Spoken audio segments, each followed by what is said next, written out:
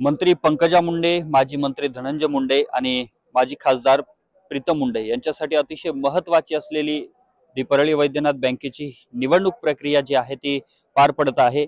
10 August रोजी मतदान प्रक्रिया पार पडली असून आज या संदर्भातली मतमोजणी बीडच्या कृषी उत्पन्न बाजार समिती या ठिकाणी पार पडते। सध्या मतमोजणीला काही वेळापूर्वी सुरुवात झालेली असून दुपारी 3 ते 3:30 वाजेपर्यंत हा संपूर्ण निकाल बाहेर येईल अशा प्रकारची शक्यता आहे। दरम्यान या ठिकाणी मतमोजणीला सुरुवात झाली असून पोलिसांचा देखील या ठिकाणी बंदोबस्त आहे। दुसऱ्या बाजूला जर आपण पाहिलं तर मतमोजणी आतमध्ये या हॉलमध्ये सुरू आहे आणि संपूर्ण परिसरामध्ये पोलिसांचा तगडा असा बंदोबस्त लावण्यात आलेला आहे। विशेष म्हणजे यामध्ये एकूण 13 संचालक मंडळांची निवड होणार आहे। यापूर्वी 4 संचालक मंडळांची ही बिनविरोध निवड झालेली आहे आणि यामध्ये माजी खासदार प्रीतम मुंडे यांची देखील बिनविरोध निवड झालेली आहे। दरम्यान आज 13 संचालक मंडळांच्या संदर्भात ही मतमोजणी पार पडत आहे आणि 13 संचालक मंडळांची आज या ठिकाणाहून निवड होईल।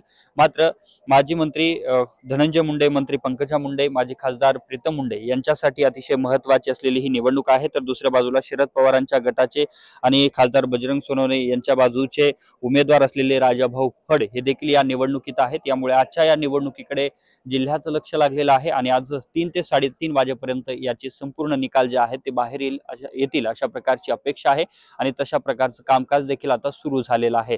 दरम्यान 3 ते 3:30 वाजेपर्यंत या ठिकाणी आता संपूर्ण जे काही निकाल आहेत ते स्पष्ट होतील। कॅमेरामन विनोद सह मी अशोक काळकुटे, TV9 मराठी, बीड।